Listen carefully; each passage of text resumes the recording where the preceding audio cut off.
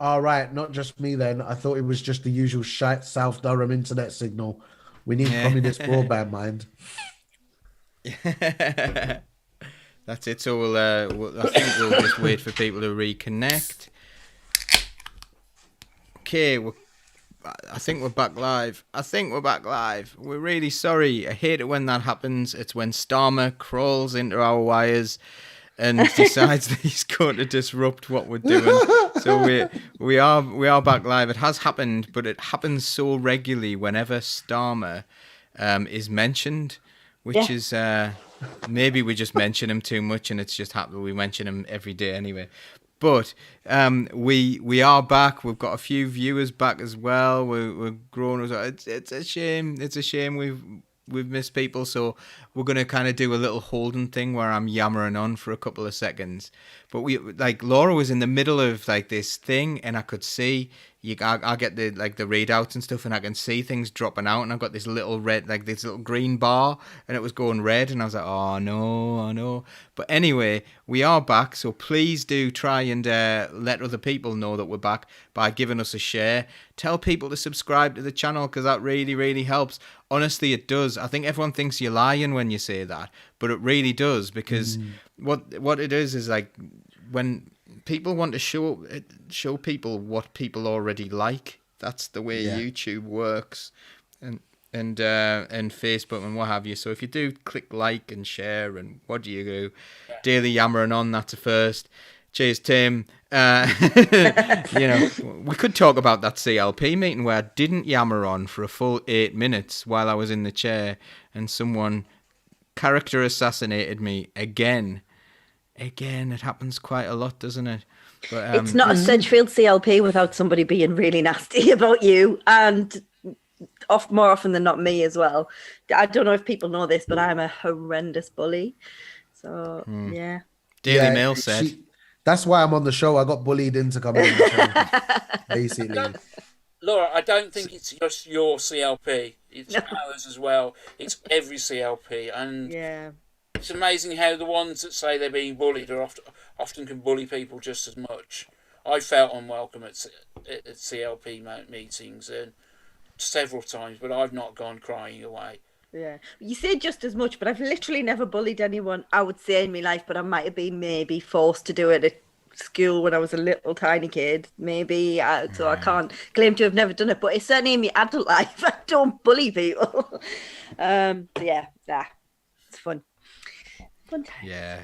I'm Tim sorry, saying the I've CLP is completely. 99% excellent. So I think we've got most people back, by the way. So we can start talking about other things. I suppose that is a bit of news, isn't it? That there's another CLP clean sweep of left positions at Sedgefield. That made news in 2017. That was national news, apparently, when we took all the officer positions. What a weird thing to care about. Like, if you've ever been in a CLP meeting, and you're like, yeah, this really isn't national news. We got a guy in as well. We got what's the national broadcaster of the USA called? It's like the USA equivalent of the BBC, but it doesn't go everywhere. ABC, No, Yes. NBC. I can't remember what it is. I will remember at some point. But they came to interview us in Trimden Workingmen's Club, and it was just like the weirdest thing. Like Trimden branch had this like massive defection. No, it's not CNN either. The Trim. So what had happened in Trimden branch, which is where Tony Blair used to be, they've always had like they've been a stronghold of the right wing of the Labour Party, of the official people who would consider themselves Blairites, like not used as a smear or anything like that. And they've held this branch for many years, and then two of the county councillors defected and became independent, and they'd both like worked in Phil Wilson's office while he was an MP.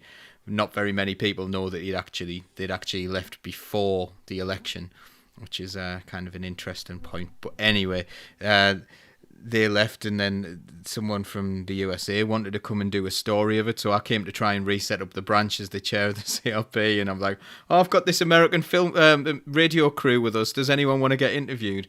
Really, really weird thing. So like, the darkest, dankest little bit, brilliant place, the kind of place that I love to go and work like a working men's club type of thing.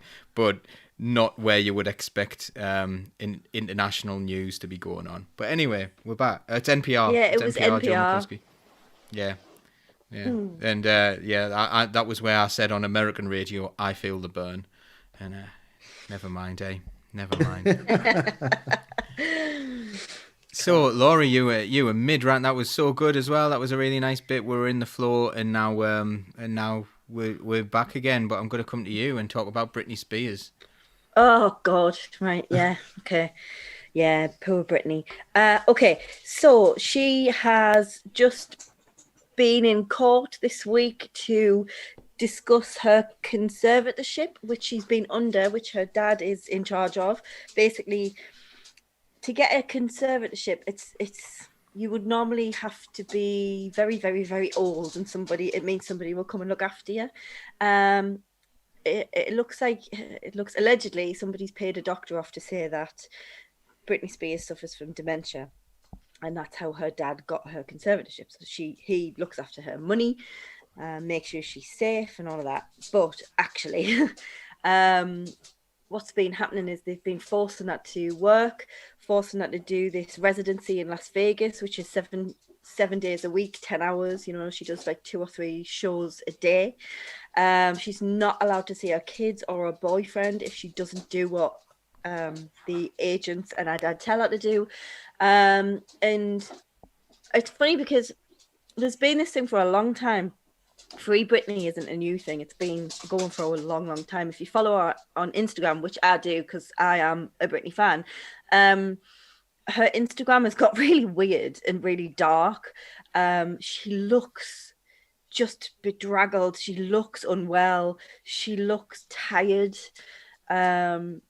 And they keep rehashing the same photo over and over again. They leave it a few weeks and then post the same photo and say, today I'm doing this. It's like, well, clearly that photo was taken weeks ago, so why are you saying it's today? And it's all really weird, and people have been really, really worried about that. So one plus point is that we know she's not dead, because that was genuinely a fear that somebody was posting things on her behalf to try and collect the money. That hasn't happened, but she has no life. She simply doesn't have any life at all. And arguably she hasn't had since she was very, very young. You know, she was put in the Mickey Mouse Club by her mum and dad. Her mum and dad split up, and both of them wanted a piece of her, and they just pushed her and pushed her and pushed her. Baby One More Time was her smash hit. I absolutely loved it, thought it was incredible. Have recently learned that the video was directed by a porn director. Yeah. And that basically from a very early age, she's being taught that sex sells, and you've got to be sexy, and you've got to be out there, and you've got to be smiley, and you've got to be everything everybody else wants, because that will make money. And she was sold the myth that you need to make money to protect your family and to give us money. So it's been going on for decades, and obviously it's gotten worse recently.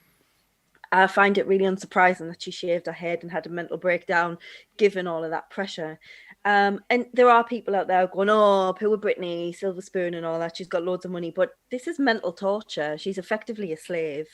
She doesn't see any of that money. Yes, she lives in a nice house, but she lives in that house along with her agents, her managers, everybody else who has anything to do with her life. She's not allowed to see her children. She's not allowed to do anything she wants. She can't walk out the front door. And so this week, they finally granted the court case where they'd hear about this, and she was allowed to go in and talk about it, and she just let rip. She said it all, and it was like, yes, and it was really a brilliant moment. I think we're still waiting to hear what the outcome of that's going to be, but it goes to show you what greed will do, and to experience that at the hands of your own family. I think what she needs is not a conservatorship. She needs to be out of that place. She needs to be under the radar, and she needs some serious mental health help and some support from people who genuinely care about her. So yeah, it's just awful. I really feel for her. So you used a word in there that's like a very important word. You said like slave. Is it slavery? Like, I know that she's being completely treated like a commodity, like an object, like someone who is everyone was using her to gain money. It sounds like Penny's tap dancing, by the way. So, Yeah, she's just walking around. yeah. So she's been completely used in these ways. Is it like is it slavery? I don't know what would define slavery. So like, is this slavery? Well, yeah, it depends on your definition of slavery, doesn't it? I think being forced to do a job you're not keen on doing, when you are ill, when you are tired, being locked in somewhere, not being able to go out. They've actually implanted an IUD in her arm so she can no longer have children even if she wanted to. So they have taken control of her body as well. I'd say that it defines slavery quite well, or certainly a type of slavery. Um, it's no life, that's for sure. Mm.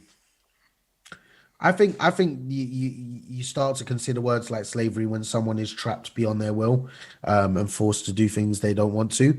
Obviously, I'm not looking up any dictionary definitions right now, but I do have Tim Dredge confirming what I've just said. So life is good. But I definitely think so. Like I remember, I'm not specifically a fan of Britney. Like I think she's boss. You know what I mean?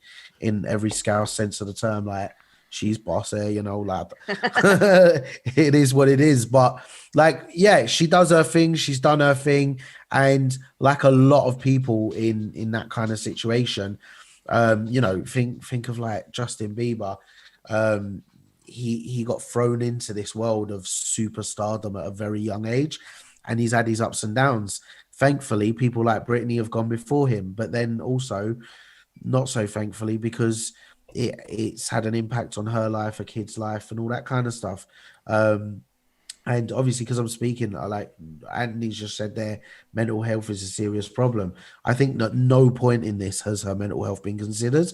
And one of the biggest factors in all of this is that everything she's done, who has been there? And it's the media. Everything she's not carrying her kid properly. She's not wearing the right clothes, and women are held to a finer level of perfection than the men at the end of the day when it comes to the media's eye. Their scrutiny on women is disgusting. And everything she's done, whether it's just appearance or vocally or thought, whatever, everything is scrutinized by the media. And like Perez Hilton's been saying recently, that he feels bad for all the things he did and now he wants to help her. And it's like, bruv, the best thing you can probably do is shut up and go away, my don. You know what I mean? Because like you're just building yourself right now. Do you know what I mean? Like you attacked her and now she's on the down. It's like, oh, I'm gonna help you. And it's that pure whole like, savior complex in it. You know what I mean? And Brittany, I just think like needs a lot of support. It's not about specifically having to go into hospital, having to be sectioned. She needs community, right? And earlier on, I was talking about my idea of people coming together to make ideas. That a big part of my ideal future, ideal world is about communities, about people helping each other in this world, children being brought up by the community, not just one single parent or two, even just two parents being brought up by the community. And Brittany's had none of that. All of that's been ripped away from her. And like you said, Laura, you look at them videos from a long time ago, it's like, rah, she looks a bit mad, and then you look in the comments and you're like, rah, people are onto this. And then people justified it as well. And they were like, oh, she's had a good life. And, oh, well, she's got a bit mad. And it's like, well, hold on a minute. Put yourself in her shoes right now. Because at the end of the day, she has a right to be free. She has a right to have children. She has a right to spend her money how she wants to. Like, why has her dad suddenly got control over everything? And other interests, financial interests over her physical being. You know what I mean? It's a bit crazy, man. I just think so. I hope the conservatorship does get removed, but also I hope that everyone just like leaves her alone. And it reminds me of I don't know, was it Chris Crocker? No, was it Chris something? Yeah, it was. It Leave was. Brittany alone. Leave her Leave alone. Whitney alone. Just leave her alone. Like, I am Chris. Hashtag we are Chris. Leave We are Oh my Brittany all God, Chris get alone. that Crocker. trend in. We are Chris. You Do like it. just leave Brittany. Like, let end the conservativeship, right? I think generally she just needs to be able to live a nice life with other people. Anyway, I'm gonna shut up on it because I could go on for a while on this one as well. It's super weird. Like Mark, I've been thinking about how in the world can it be that a young woman who clearly doesn't have dementia, she may have mental health issues, she may have like even needed some help. They've given people conservatorship of what she does and her finances. Like, what kind of country would allow this to happen? This, like, I think if you have any country other than America in the world, or certainly like a non-Western country, if a non-Western country does this, people are up in arms and they say, "What? You can't do this. You can't do this. You can't take away people's right to self-determine what they do with their body or with their money." What do you think? I mean, it's just totally shocking. I mean, but you've got to think that is the modern music industry, especially from the popular side. It'll just take you and spit you out. And obviously, her father, working in a manager kind of role, is looking to maximise their returns. But I mean, I'm not. All I know about Britney Spears, really, apart from what you see on the telly mainstream, is I know that August Burn Red do a good cover of One More Time, and but this it is like our power of attorney, but it does seem to be that we get in the UK for older people and that. But even then, they can still, if they want to. So I have to work on it every day when I'm doing my work. Can still say no. These are my rights, but it just seems it would. I think it's only in America that this could happen. I mean, but if you could imagine, it was say if it was like it's like when you see all the videos about the young girls in Africa who get married young. It's kind of like that, isn't it? What this dad's doing with her. All we can do is hope that she can break free and go for a break. Is it not worse though? Because like say if people do marry young, if that's a cultural thing and people are used to that, it's very hard to say to a culture, well, actually that's a wrong thing to do and you shouldn't be marrying young and what have you. This is someone who's been brought up in a supposedly liberal country. And the interesting thing is as well, like when Britney Spears was talking, that southern accent and the southern twang that really came out. Like she has never lost that. She hasn't really become like Hollywood in the same way that other people have. She's obviously doing everything she does under duress. It's like it's preposterous, like the. And now the mask is slipping, isn't it? If you think about it, now we know, or people outside of the main die-hard fans know more about it. It'd be interesting to see what does come out. I mean, it's just a horrible situation, and I hope there is some inquiry into how the doctor signed this conservatorship onto her. Can I bring in what Also, I Jane think said this. there? Oh, sorry, Laura, you go on, and I'm going to bring in what I Jane was said. just going to say, I think this speaks to what the the music industry is like as a whole. There are people who are like the record companies and stuff are selling her music still, and they probably know that this happened.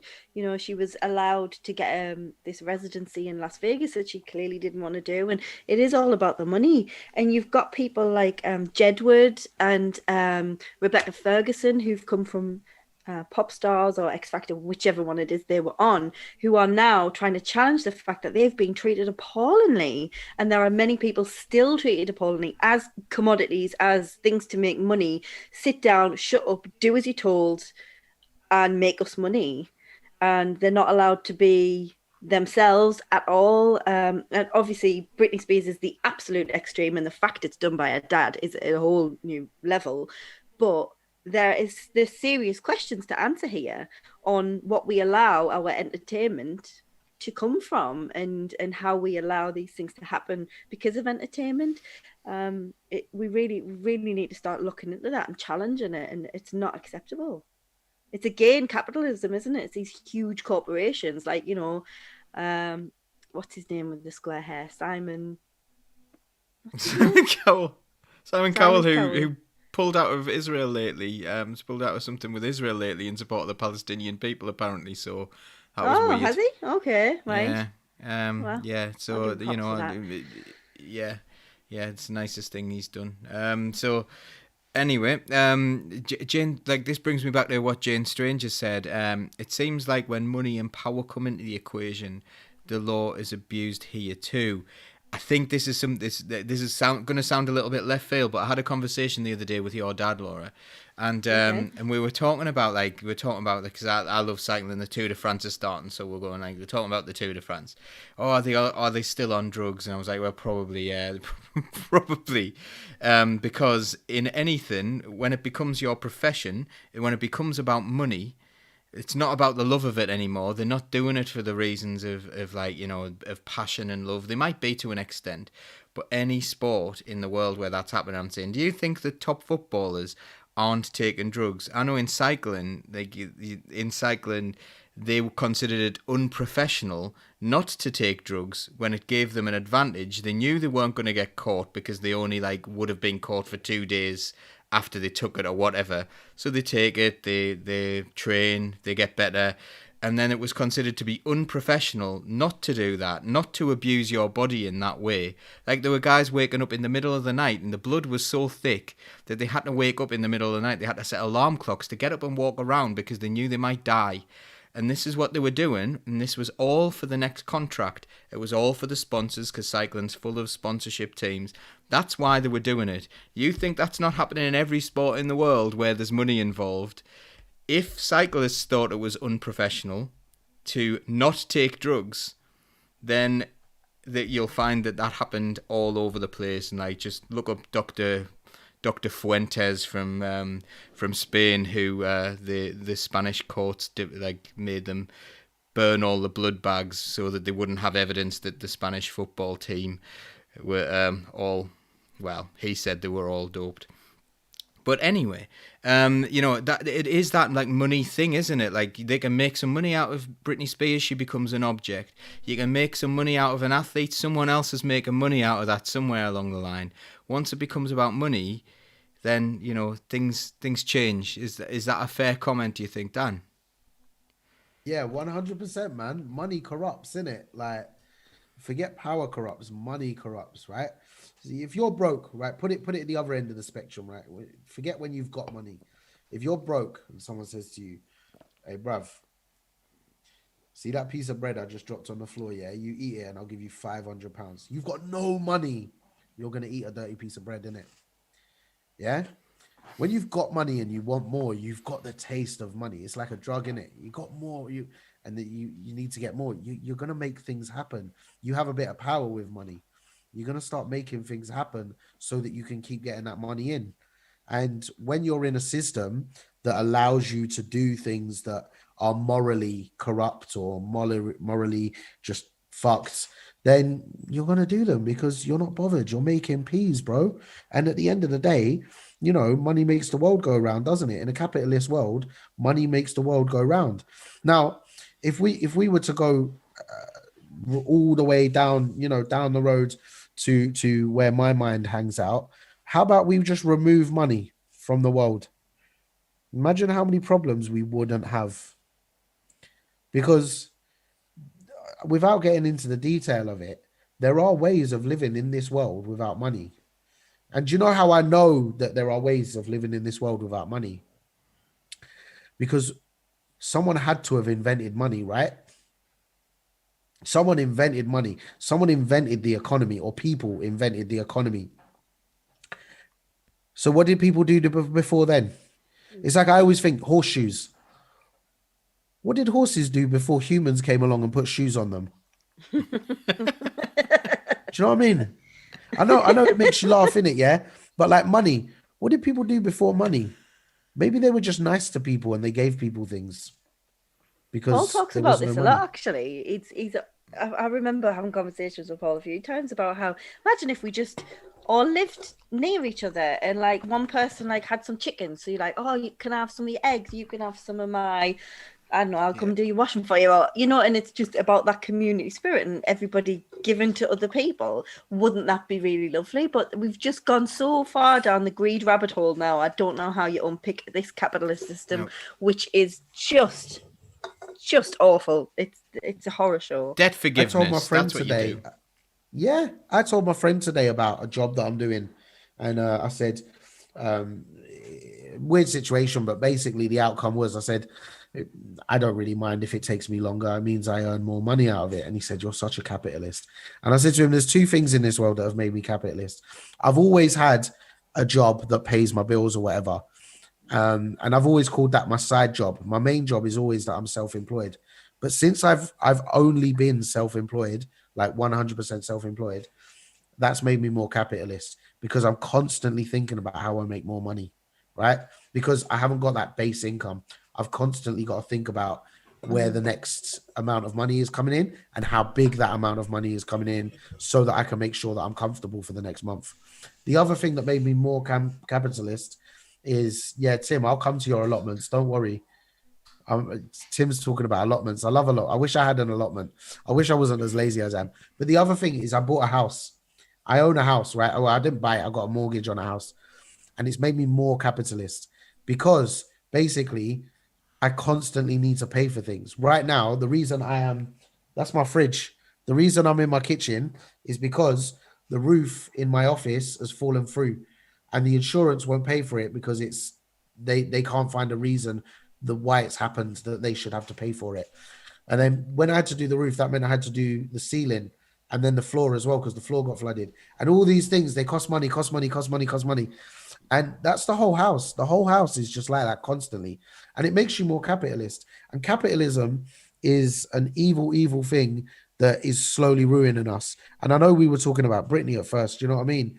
But it is capitalism that's caused Britney to end up being Britney in a way, really. You know what I mean? Because she could have just been a really good singer that a lot of people appreciated her art and there was no money involved. She was just a really good singer. That could all it have been. You know what I mean? Yeah. No sex, no all this other stuff. To be fair, she's But not that good at singing. But She was a really, really good entertainer, though. She was a very good entertainer. You're good But entertainer. I see.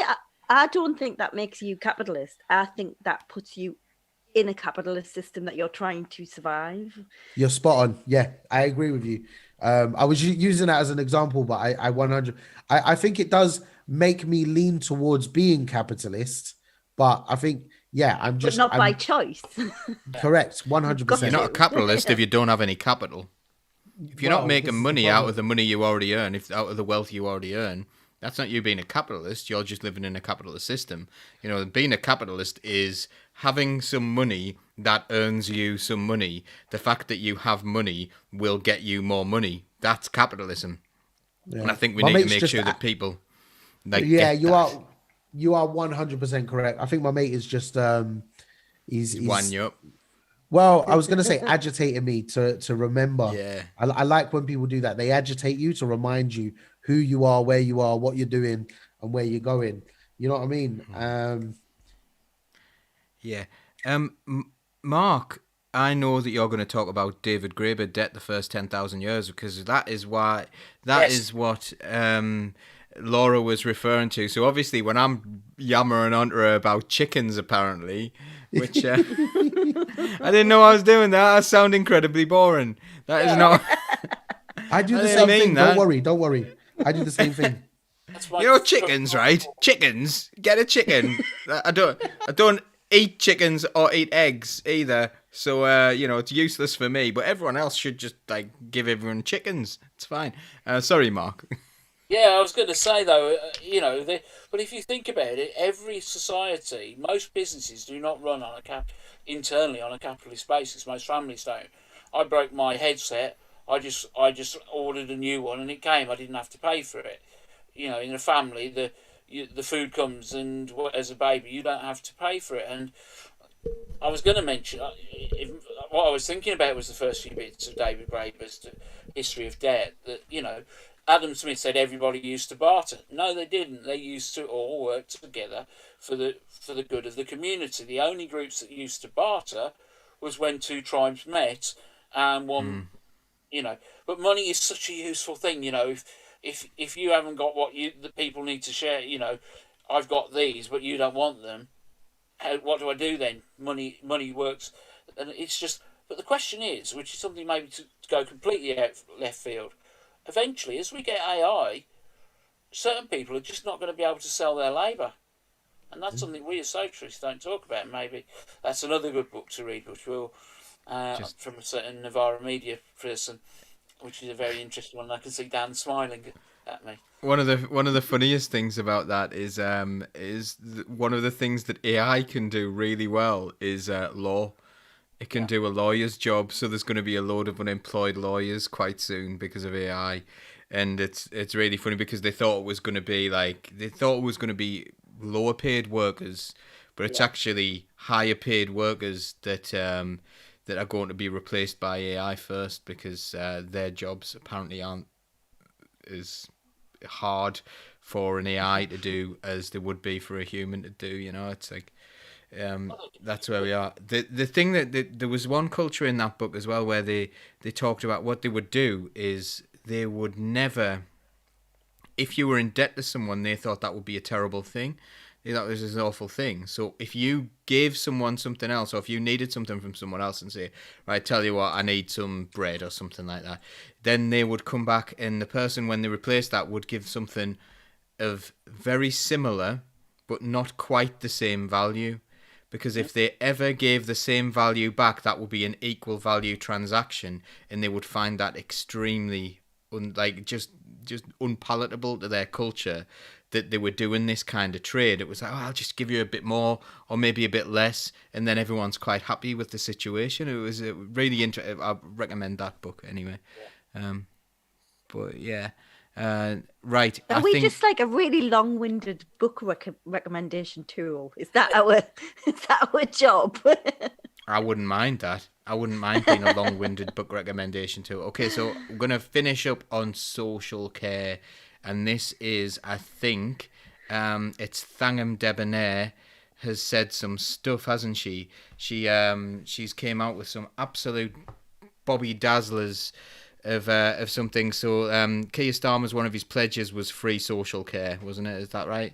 And now Thangam Debonair has rolled back on that and decided actually that's not a thing because it would just be something the Tories would beat us with.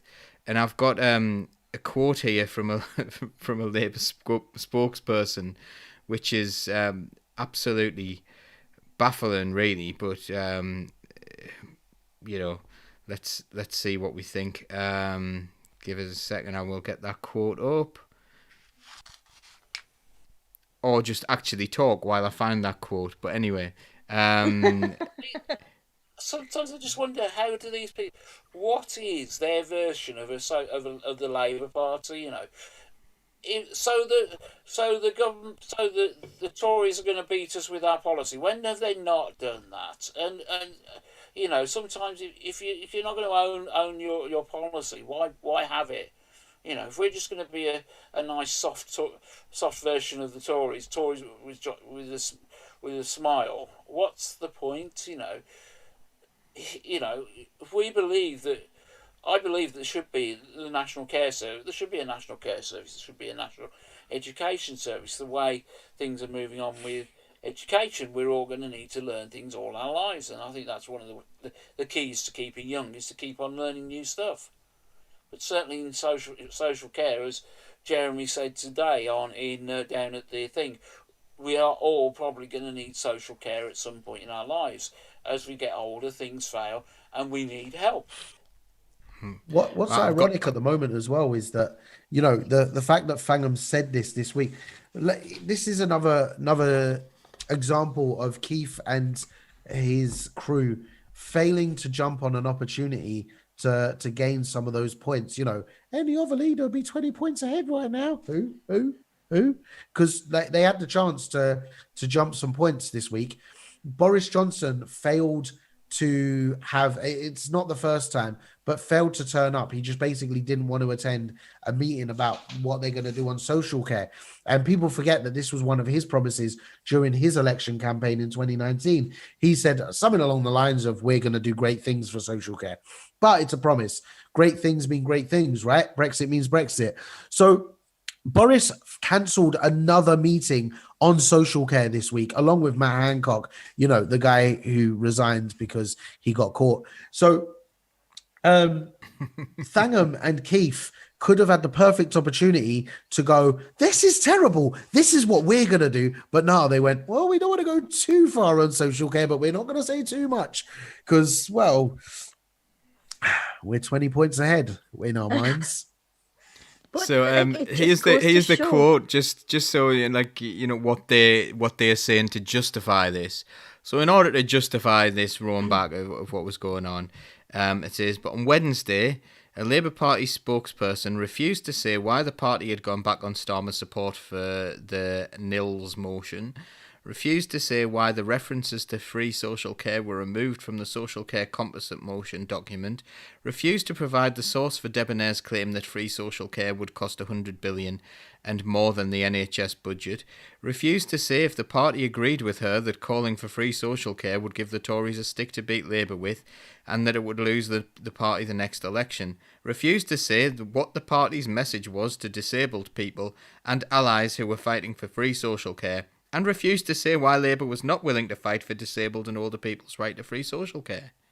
Jesus. Like, they've just refused to say, this is true, but we don't have any evidence to support it. It's like, what was? Can you remember on Brass Eye years ago when they had Phil Collins and everyone wearing daft hats and saying nonsense and things, and Dr. Fox hammered a crab into a table and said, crabs have more in common with paedophiles than they do with human beings. There's no evidence to support it, but it's scientific fact. And I think that's where we are. There's no evidence to support anything we're saying, but that's true. There's no evidence to say Tories would use this as a stick to beat us with. I feel like there's just a complete lack of understanding of what opposition means. They're kind of like, oh, well, we don't want the Tories to attack us. Why not? If the Tories have a go at me, I feel like I'm doing something right. It's pathetic. We should be, and then it's clear with that thinking why they have not done the same. Why have they not called the Tories out on the countless things they've done so damagingly wrong over the past 18 months, and we've just kept quiet. That's no opposition. I feel like they're kind of just going, oh, well, no, because we need to win votes and we need to look electable, so we don't want to look like we're fighting with people. It's like, for God's sake, get over yourself, will you? And start holding them to account. And the fact that they're like, well, we don't want to let them get angry at us. Jesus, just join them. Just go and join them then, if that's the case. Absolutely. Mark, come on. I was going to say, I think the one problem we've got as the Labour Party at the moment is that we are not.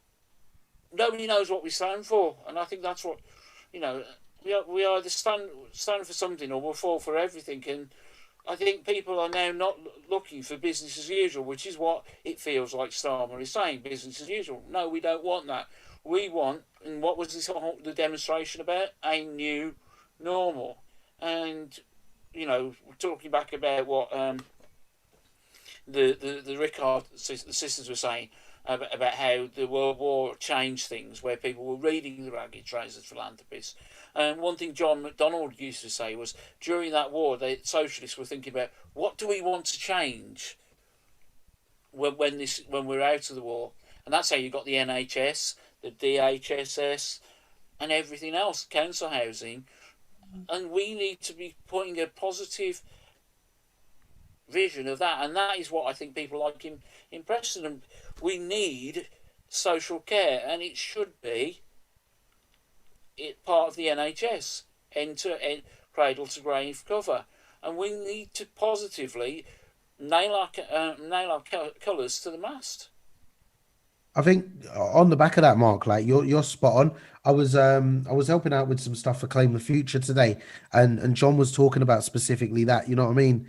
And shameless plug here, like I'm not even that massively involved with Claim the Future, but claimthefuture.today, go to their website, sign up, because John is talking about exactly that. You know what you just said there. Sign up to it, guys. If you want socialist policies in the Labour Party, then sign up to it. Zara's talking about the same thing.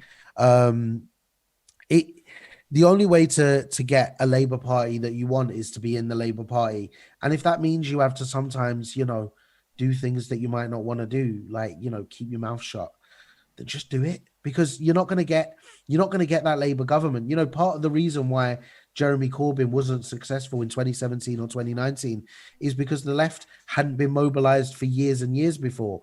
We had 5 years to do what we did. Whereas, let's think now, let's say in 10 years' time, we get a new left leader. Okay, I'm being a bit pessimistic there, 10 years' time, but 10 years' time, a new leader, we've been building for 15 years. That's 15 years of left discipline, left organizing, left thinking. Who knows where the socialist think tank could be by then? Maybe creating policies for the Labour manifesto. But that's Yeah, that's exactly what I'm like that. talking about. Trust me, that's what I'm here for. But like, no, real talk though, like, we have to be in there and a part of it. So, get involved in all of these things. Just because you don't like things doesn't mean you have to go on a big Twitter tirade and say things that maybe will get you suspended from whichever organization or whatever. Be a part of the movement, and be a part of the movement where you might not feel welcome. I'm keeping hold on to my Labour membership. I could have said many things in this show or before today that could have got me expelled, but there's been a level of discipline because I know the national policy forums coming up. I know that local elections are going to be coming around again, and we're going to need to get socialist councillors into positions. I know that there is a general election coming at some point, and we're going to need to make sure we've got the support for the right MPs. And at the end of the day, whether it's after the Batley and Spen election or whether it's in 5 years' time, there is going to be another leadership election. And the reason that so many people were able to vote for Jeremy is because they changed the rules. And this is what I was talking about earlier about changing the rules and the structures within. They changed the rules so that anyone could join the Labour Party and vote for like £1 or £3. But since then, there's been a move. In 2016, when Owen Smith decided to challenge Jeremy, well, it was Angela and then Owen, but less said about that. They changed it. So I think it was £25. You had to pay £25 to be able to vote. And then this time, they're going to make it. Now, a lot of people won't know this, but like they put a freeze date. So the freeze date, let's say the election gets announced on the 20th of July, just as an example, they'll say that the freeze date is that you had to be a member 6 months before the 20th of July. So think about all the people who have left in the last couple of months. If they just held on to their membership a little bit longer, they could have voted for the next leader. And that's what they'll do. They do that in local elections or local selections, and they do it in CLP elections and all kinds of other things. And they'll do it for the leader again. And you need to make sure you got that membership, or at least join a trade union, because that's the most important thing you can ever do in your life, and make sure that you're paying into the political levy. Yeah, I think that's right.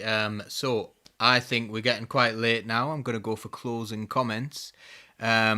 So closing comments, I'll just do. Dan spoke last, so I'm going to go Laura, Mark, Dan, and then we're going to say goodbye. Apart from we'll have 2 minutes afterwards to just see how much we've enjoyed our drinks tonight, because it is sometimes socialist drink tank on a Saturday night. So Laura, closing thoughts. Yeah, I think I agree entirely with what Dan just said. I understand the difficulties in staying and fighting. I think I've had my criticisms of that in the past. If there is a fight to be had, though, then you need to be in it. We don't have many options at the minute on the left, and it's important that we use every tool we've got to try and get this horrendous government out, because they are literally killing people. And also, let's start questioning our media conglomerates. Let's start looking into the well-being of our entertainers who might paint on a smile, but be secretly suffering. We need to start having some ideas around how we tackle that. And also, again, thank you everybody who's been watching or who will be listening to the podcast later, because they tend to be dead popular now. Thank you so much. Don't forget to go over to YouTube and subscribe to our channel and click the bell so you don't miss anything we do. Huge thank you to Dan, who I'm going to bully into coming on again one day. You don't get away with it now. You've been on once. Once is not enough. He's been amazing. And Mark as well. He knows the score. He's not allowed to get away with it. He's a member now, so he has to come on the show whenever we ask him. So yeah, thank you all, and I've really enjoyed tonight. It's been really nice, and I haven't actually, although my husband is now in the house, I haven't actually physically seen him yet, apart from to give him a drink, because he's been all the way down to London, then all the way back just in time for this show. So well done, Paul. You represented us brilliantly. Thank you. I mean, all I would say is that you can't influence anything shouting it from the outside. You've got to be sitting at the table. And I remember just after the election, when we'd lost, somebody was saying on another podcast that the thing that people from the right of the party want us to do is to leave. We just have to dig, be. So it says in the Bible about being as innocent as dove and as wise as a serpent. And that's what we've got to do. We've just literally got to dig ourselves in. And also, there's going to be a lot of AGMs coming up. We need to get positions on AGMs and on execs. We need to get local councillors and build from the ground up. One thing John says, I think it is, on Claim the Future, is we put the cart before the horse. We need to build a movement from the ground up. So join the Labour Party now, because you're not going to get a vote shouting from the outside. Dan. Whee! How'd you follow Mark, man? Come on. How are you gonna put me after Mark? Like Laura, you're a vibe, but Mark, come on. No, really, like I'm gonna do the old plug thing in it. You know what I mean? Today's show we've covered a lot of things, but the main thing that we've covered is that we need to crush capitalism. And the way to crush capitalism is being a part of the movement. People kill capitalism. Capitalism is created by very few people, and we are very many people. And many, many times we've seen many, many people bring down parts of capitalism, whether it is landlords, whether it is governments, whether it is government structures or local authorities. They've all been parts of the structure that is capitalism, and it is the people that do that. So if the people are trade unionists, if the people are Labour Party members, and if the people are supporting things like the Socialist Think Tank, and Jane in the comments has put the link there so that you can become a member. And if people are, supporting independent media, by way of .news is where you can support independent media. You can actually start to bring down those parts of the structure that is capitalism. Seeing as I'm allowed to swear, I'm not square. Seeing as I am allowed to swear, I did it again. Seeing as I am allowed to swear, it's the rum. Fuck capitalism. Seriously, like, you are not anti-racist if you are not anti-capitalist.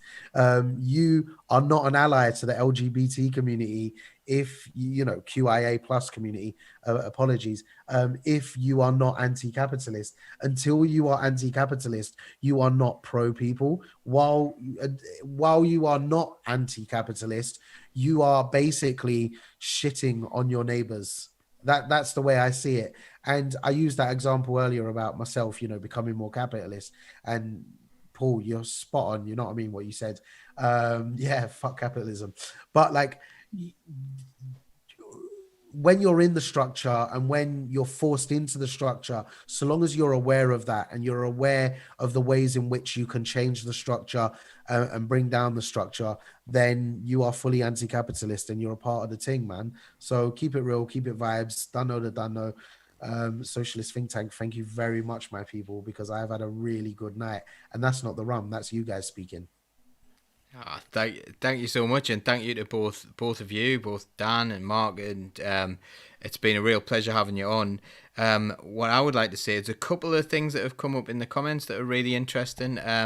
Lizzie's had mentioned a couple of things. She mentioned about how when people are really at you, in on Twitter, etc., and really at you, you know don't blame people for not being silent. And I do think I think it needs to be a stay and do rather than a stay and fight. You've got to do something. If you're going to stay in the Labour Party, then at least do something. Do something for your community. Do something to improve people's lives. And yeah, I suppose if fight is a thing to do as well. So you could end up staying and fighting. That's an important thing to do. But do it outside. Do it in your trade unions. Do it in your local associations. Do it in Acorn. Do it in all sorts of different things. Like, you don't have to be part of the Labour Party to do this. I actually think the real struggle is extra parliamentary, because I think the Parliament's an absolute mess, but maybe we have to win it first before we start to change it. But another thing she said as well is she said, you need to promote your shows more. That's where you come in. So everyone who is in Socialist Think Tank, everyone who's involved works full time, and we do we do all we can. We run so many shows in a week, and we are actively trying to promote ourselves all the time. And if you could promote for us as well, that would be so much appreciated, because I think it's socialist media. It's all of us sharing one another. Earlier on, there was someone who mentioned something about let's not have a go at Squawk Box, etc. We support all socialist media. That includes Squawk Box, who do some really good things. So we're not against one another in the socialist media world. All of us are pulling together in the same direction to do that. That's what we have to do. So promoting each other and supporting each other is really important. Become a member of Socialist Think Tank if you would like to. It is free to do so, or you can choose to contribute. We do appreciate contributions, but we do appreciate that not everyone can afford to do that. So you will get no greater rights for paying for something, for contributing. It will be appreciated, but we don't want to exclude anyone who can't afford to contribute, but you can contribute with your ideas. That's the most important thing. So if you can't contribute as well, just sharing the show, making sure some of your friends subscribe. That's all absolutely massive. And that would go for Bywine News as well. Make sure you subscribe to them. Make sure you subscribe to all these different social media channels and get them promoted, because we're going to use capitalism's algorithms against it. We're going to use that to get our ideas out there and make sure that people are listening to us. So do like, share, subscribe, do all those things to all of these different platforms. Support all socialist media, because the more we get these ideas out there, the better things are going to be, and the more we're going to change some minds. I'm going to say good night. Everyone say good night. And Peace we out, will socialists. and we will see you again soon. Take care.